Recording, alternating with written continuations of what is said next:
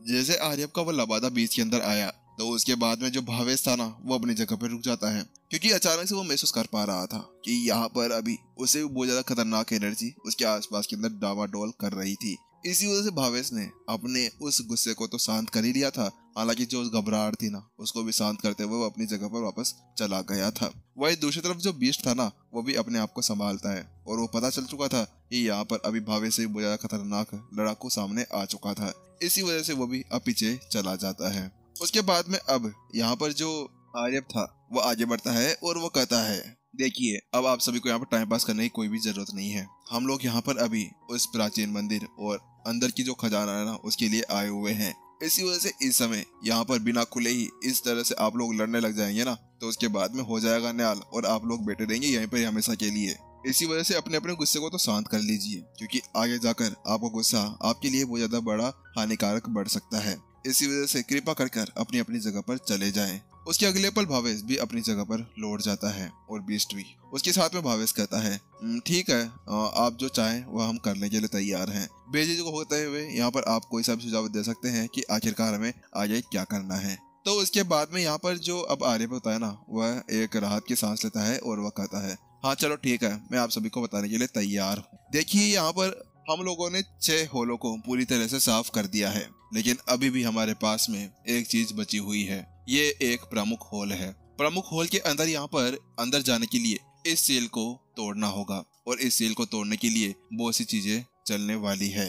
यहाँ पर चाहे से हमारे पास में वह अधीनस्थ ताबीज क्यों ना हो, लेकिन फिर भी हम लोग इसके अंदर नहीं घुस पाएंगे। इसके अलावा यहाँ पर हमारे पास में वो प्राइम ताबीज भी क्यों ना हो, लेकिन उसके बिना भी हम लोग ऐसा कुछ नहीं कर सकते हैं। और प्रधान ताबीज तो प्रधान ताबीज है, आखिरकार उसके लिए भी यहाँ पर हमें कुछ जरूरतें पड़ने वाली है, क्योंकि प्रधान ताबीज के साथ में ही हम लोग आगे बढ़ सकते हैं, यहाँ पर उन्होंने कहा। तो उसके साथ में बीस्ट कहता है, लेकिन हम लोगों ने तो यहाँ पर प्रधान ताबीज के बारे में सुना भी था, लेकिन हमें वो अभी तक मिला नहीं है। आखिरकार वो किसी पास में हो सकता है। यहाँ पर वो सभी इसी तरह से बातें करने लगते हैं। अभी इस वक्त है ना सभी उसी के बारे में बातें कर रहे थे। आखिरकार अभी किसके पास में होगा प्रधान ताबीज? क्या तुम्हारे पास में होगा, क्या मेरे पास में होगा? सभी एक दूसरे की तरफ निगाहें घुमाकर देखने लगते हैं, लेकिन अभी तक किसी ने भी यहाँ पर विपिन को नोटिस नहीं किया था। बात कुछ ऐसी थी कि यहाँ पर उन सभी को ये लगता था कि जो विपिन था, जो अलग अलग आयामों के अंदर जा पा रहा था, अलग अलग होलों के अंदर जा पा रहा था, वो उसकी स्टूडेंट की बदौलत था, क्योंकि उसके स्टूडेंट्स के पास में अलग अलग चीजें थी जिसके साथ में वो उसके अंदर जा सकते थे। लेकिन उन्हें ये नहीं पता था कि यहाँ पर वो किस तरह से अंदर जा रहा था। सभी की बातें सुनने के साथ में यहाँ पर अब सभी एक दूसरे के साथ में यहाँ पर घुल मिलने लगते हैं। भाई तेरे पास में क्या? भाई तेरे पास में है? भाई तेरे पास में है क्या ताबीज? ऐसे ऐसे वो एक दूसरे से बातें करने लगते हैं, मक्खन लगाने लगते हैं। यहाँ पर वही दूसरी तरफ उन सभी शब्दों को सुनने के साथ में ही यहाँ पर जो आर्यप होता है वह कहता है, अरे अरे क्या हुआ? आखिरकार आप लोग किसके बारे में बातें कर रहे हैं? मैं आपको बताना भूल गया कि यहाँ पर जो प्रधान ताबीज है ना वो किसी और के पास में नहीं है, वो मेरे पास में ही है। लेकिन जैसे आर्यप वह शब्द कहता है उसके साथ में यहाँ पर सभी की निगाहें उसी तरफ टिक जाती है। क्या आपके पास में है? आपने पहले क्यों नहीं बताया? आखिरकार हम लोग इतनी देर से यहाँ पर टाइम पास कर रहे थे क्या? आखिरकार हमें भी यहाँ पर उस ताबीज को देखना है, जल्दी से आप हमें वो दिखाइए। उसके साथ में आर्यप कहता है, अरे अरे डब जाइए, आप चिंता ना करें, मैं अभी आपको वह दिखाता हूँ। उसके बाद में जो आर्यप था ना वो अपने पास में से एक ताबीज बाहर निकाल लेता है। उस ताबीज को बाहर निकालते ही अचानक से उसके अंदर से अलग सी एनर्जी बाहर निकलना शुरू हो जाती है।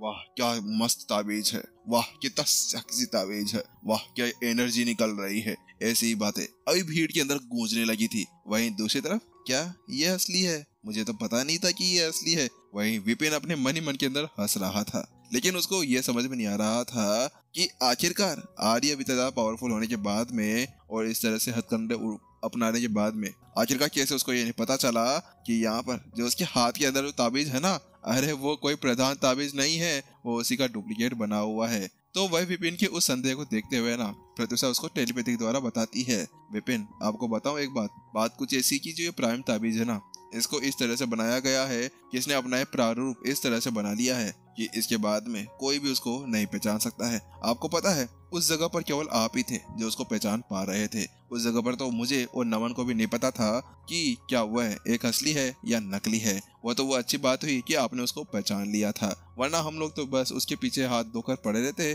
और उसके बाद में कुछ कर भी नहीं पाते। और इस समय यहाँ पर मेयर को, आपको और नमन को, हम 3 जनों को ही पता है कि अभी प्रधान ताबीज किसके पास में पड़ा हुआ है। ये सभी कितने बेवकूफ हो गए हैं। विपिन मन ही मन के अंदर हंसने लगता है। अरे भाई ये फ्री का ताबीज है, उसके बाद में भी इस तरह से उछल रहे हैं। इन सभी को जब पता चलेगा कि यहाँ पर असली ताबीज किसके पास में है तो उसके बाद में इन सभी की क्या हालत हो जाएगी। विपिन वास्तव में अभी उन सभी की उन हरकतों को देखने के बाद में ना उसकी हालत पूरी तरह से खराब हो गई थी।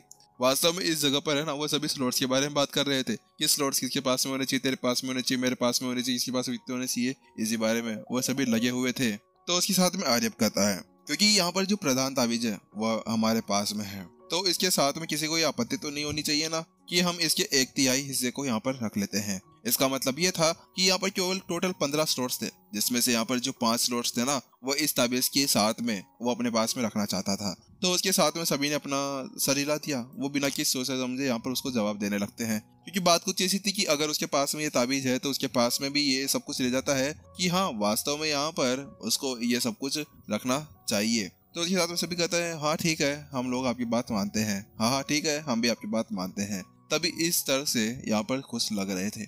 उसके बाद में यहाँ पर आर्यप कहता है चलो ठीक है, हमने यहाँ पर इसके बारे में तो पता कर लिया है, लेकिन अब बाकी ये बच्चे यहाँ पर जो 4 की शक्तियाँ हैं ना उन सभी को भी एक एक ताबीज यहाँ पर दे दिया जाता है। ठीक है, यहाँ पर उनको भी एक एक स्लॉट प्राप्त करा दिया जाएगा।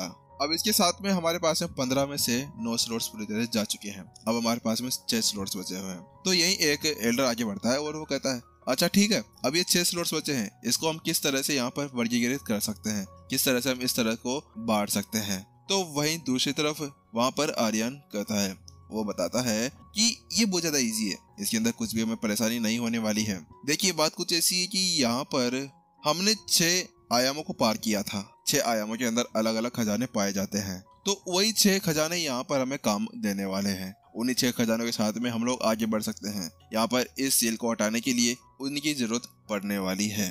जिसके पास में जो स्लॉट होगा उसके साथ में अगर उनके पास में वह खजाने भी हुए जो उन्होंने आयामों के अंदर से प्राप्त किए थे तो एक खजाने के बदले एक स्लॉट मिलने वाला है। इसी तरह से आप जितने खजाने वहां पर ढूंढेंगे ना उतने स्लॉट्स आपको मिलने वाले हैं। इस समय ना जितने भी प्राचीन संत थे वो सभी बातें कर रहे थे, लेकिन जहाँ पर वो बातें कर रहे थे ना वहीं दूसरी तरफ क्या अब उसकी भी बात चल रही है। क्या वास्तव में आयामों के अंदर की वो सभी चीजें जरूरी थी? यहाँ पर विपिन पूरी तरह से चौंक जाता है। अब वह समझ नहीं आ रहा था कि उसको क्या करना चाहिए, क्योंकि पहले से ही यहाँ पर वह 4 आयामों के अंदर जा चुका था और 4 आयामों की जो चीजें थी ना वो उसके पास में आकर इकट्ठी हो गई थी। आखिरकार अब वो कैसे बताए कि यहाँ पर अरे वो सब कुछ मेरे पास में ही पड़ा हुआ है। अब उसको यहाँ पर पता चल चुका था कि आखिरकार उसके पास में प्रधान ताबीज होने के बाद में कैसे उसको अलग जगह पर फेंक दिया गया था। मानना पड़ेगा कि ये छोटा ताबीज बहुत ज्यादा काम का है। मुझे तो लगा था कि बेकार से ताबीज वाबीज होगा, लेकिन इसने तो मेरा काम आसान कर दिया। क्योंकि जैसे यहाँ पर सभी को अलग अलग आयामों के अंदर भेजा गया था ना और अलग अलग होलों के अंदर, अधीनस्थ होलों के अंदर, तो उसको देखने के बाद में तो किसी को शायद ही मिले होंगे। लेकिन यहाँ पर विपिन को कहाँ 1 आयाम के अंदर भेजा गया था। 1 आयाम के अंदर उसने यहाँ पर 5 राजाओं को पकड़ा था। उसके बाद में वह चला गया था रेगिस्तान आयाम के अंदर। रेगिस्तान आयाम के अंदर भी उसने यहाँ उस जड़ को उठा लिया था। उसके बाद में बर्फ आयाम के अंदर से क्रिस्टल पकड़ लिया था। उसके बाद में जहर आयाम की बारी आ गई, वहां से भी उसने कुछ उठाया तो था। वह क्या थी उसके बारे में बता देना कमेंट में। आखिरकार किसको पता है, देखते हैं कौन बता सकता है इसका जवाब। अब मैं क्या करूं, इनको कैसे बताऊं कि यहाँ पर वो 4 आयाम वाली चीजें मेरे पास में पड़ी हुई है।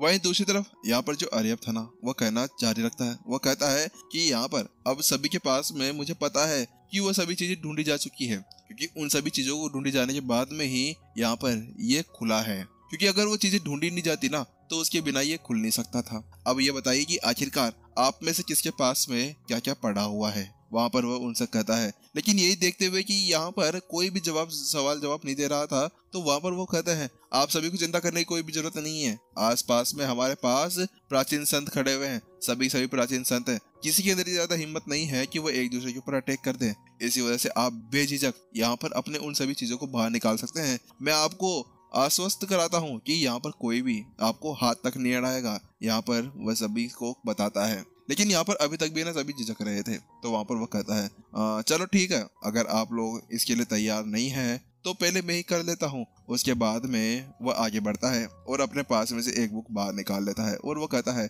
कि दार्शनिकों के स्कूल के जो स्टूडेंट्स थे ना उन्होंने यहाँ पर इसे एक जगह से हासिल कर लिया था और ये बुक अभी हमें मिल चुकी है। उसके बाद में वो अब आगे जाता है और उसको जल्दी से आगे की तरफ बढ़ा देता है। जल्दी यहाँ पर एक एनर्जी आती है उस सील के अंदर से जहाँ पर 3 रिंग्स बनी हुई थी, उन 3 रिंग्स के अंदर से वो एनर्जी आती है और उस बुक को अंदर की तरफ खींच कर ले जाती है। चलिए ठीक है, अब 1 स्लॉट हमारा हो चुका है। इसका मतलब अब हमारे पास में टोटल 6 स्लॉट्स हैं, यानी कि अब यहाँ पर 10 स्लॉट्स बुक हो चुके हैं। अब बाकी के आप जो 5 स्लॉट्स लेना चाहते हैं ना, वो सभी यहाँ पर कह सकते हैं कि आखिरकार कैसे किसको आगे जाना है। उसके बाद वो सभी से कहता है ठीक है, अब आप में से जो है ना, वो अपने उस चीज को बाहर निकाल सकता है कि यहाँ पर हम सभी से आगे बढ़ सके।